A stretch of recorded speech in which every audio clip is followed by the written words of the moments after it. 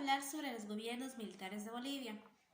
Entre el año 1964 y el año 1982, Bolivia vivió una etapa sangrienta de su historia.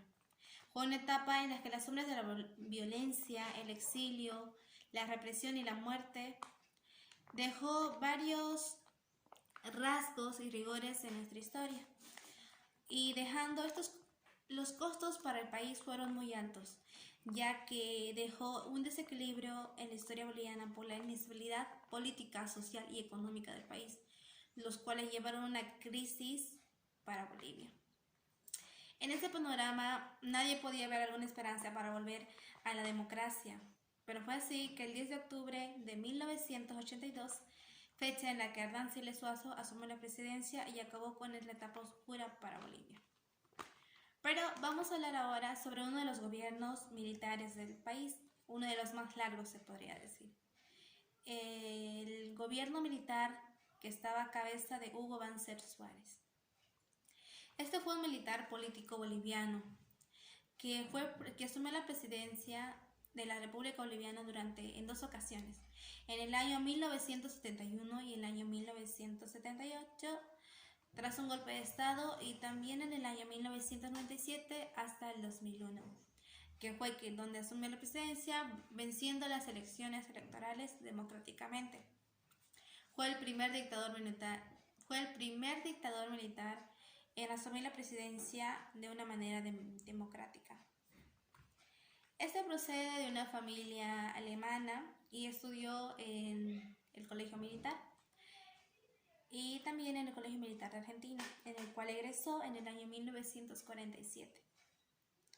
Con el grado de subteniente fue profesor militar y llegó al grado de coronel. Durante el gobierno del general René Barrientos, él ocupó la primera responsabilidad política, que fue titular del ministro de Educación y Cultura desde el año 1964 hasta el año 1966. El golpe de Estado tuvo éxito y así el 24 de agosto de 1971, Hugo Banzer Suárez asumió la presidencia tras el derrocamiento del gobierno de Torres González. Hugo Banzer se convirtió en el nuevo presidente de Bolivia hasta finales de 1972. Este fue el comienzo de un régimen estrictamente militar y agresivo, que legalizó los partidos de la izquierda y suspendió la Central Obrera Boliviana. Clausuró las universidades y pese a las presiones del extranjero, él siguió al mando del poder durante 7 años más, porque después terminó derrocado en el año 1978. Hugo Banzer intentó nuevamente alcanzar la presidencia como el candidato de Acción Democrática Nacionalista, ADN, que fue el primer fundador de este partido político. En las elecciones de 1997 alcanzó el porcentaje de 22.3%, ganando los votos, y por delante del candidato del MNR, que solo tenía un 17.7%.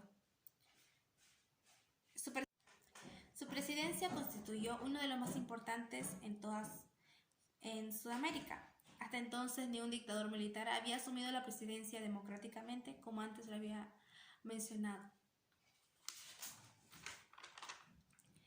En los primeros días del mes de julio del año 2001, él ingresó al hospital Walter Reed de Washington con un diagnóstico de cáncer en el pulmón izquierdo y metástasis en el hígado.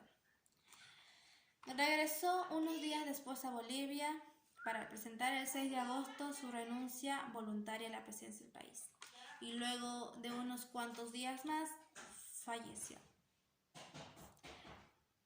Eso es todo sobre los gobiernos militares en Bolivia, aunque podemos hablar un poco más, porque amplia es la información de estos gobiernos en los cuales Bolivia vivió, como bien he mencionado, una etapa difícil para el país. Pero como bien sabemos, los bolivianos salieron adelante y el día de hoy estamos bien, se podría decir.